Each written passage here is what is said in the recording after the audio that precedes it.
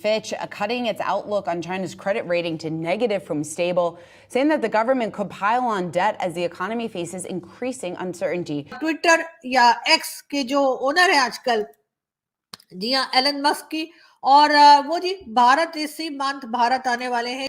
The United States is adding 4 Chinese firms to an export blacklist for aiding in China's military acquiring AI chips. और वो वहां पर मजीद एक factory लगाने की बात भी कर रहे हैं. पीएम मोदी के साथ उनकी मुलाकात होगी और साथ साथ $3 बिलियन की इन्वेस्टमेंट लेकर आ रहे हैं. पाकिस्तान को छोड़ना ही आखिरी सोल्यूशन रह गया है. जो नंबर्स मेरे सामने आ रहे हैं, मुझे बड़ा दुख हो रहा है कि कितनी तेजी से जो पाकिस्तानी हैं वो पाकिस्तान को छोड़कर जा रहे हैं. चाइना की एक कंपनी है ताइरोई ग्रुप समथिंग कुछ.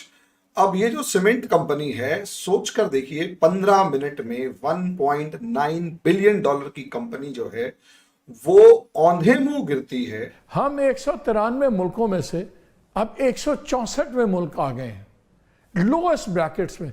और मुझे इसने हिट नहीं किया था. अच्छा 163 ठीक है, आगे हैं, चलें. जब मैंने ये पढ़ा कि जिम्बाब्वे और हेटी हम इनसे भी नीचे. उन्होंने ट्वीट किया है जिसमें उन्होंने लिखा है looking forward to meeting with prime minister Narendra Modi in India. तो इसका मतलब है कि एलोन मस्क बहुत जल्द इंडिया जा रहे हैं. किस लिए जा रहे हैं, ज्यादा अहम बात यह है. वैसे तो खैर एलोन मस्क का किसी कंट्री में जाना और तो अपने बजाते खुद एक बहुत बड़ी खबर है. नमस्ते दोस्तों, जय हिंद.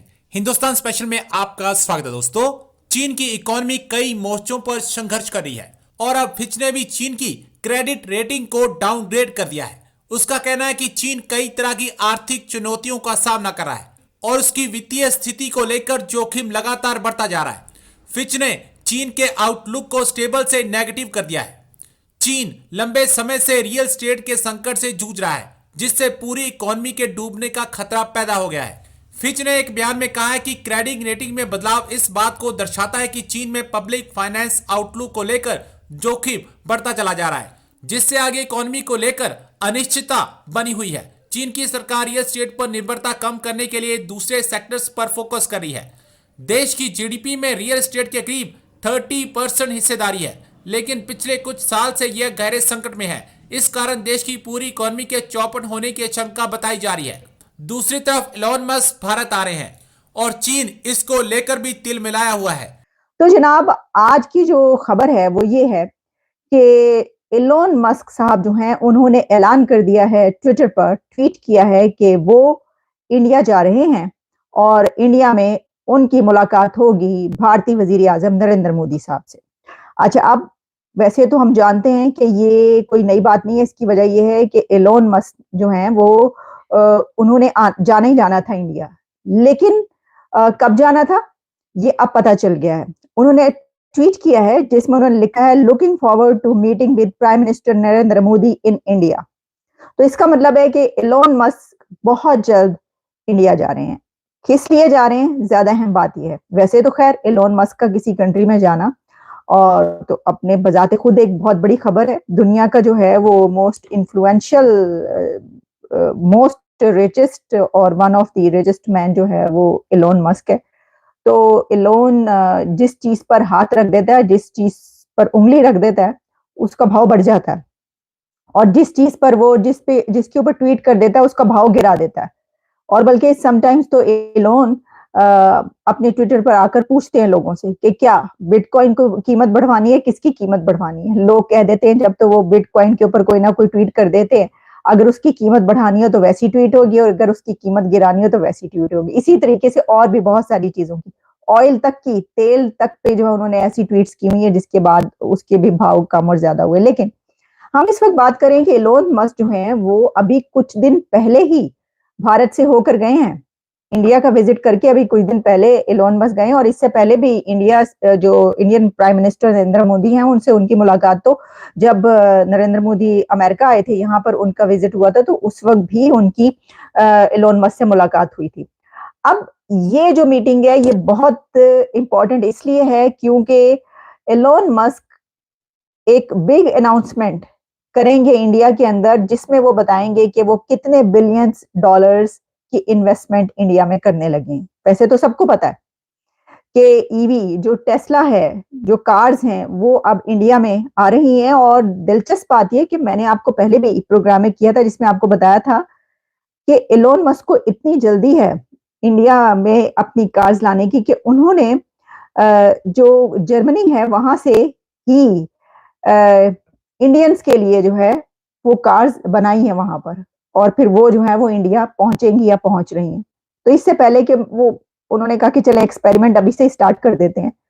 तो अब ये जो है ईवी प्लान, इसको अनवील वो करेंगे, इसको रिवील करेंगे। ईवी प्लान उनका क्या है, कितने बिलियंस ऑफ डॉलर्स वो इन्वेस्ट कर रहे हैं इंडिया के अंदर।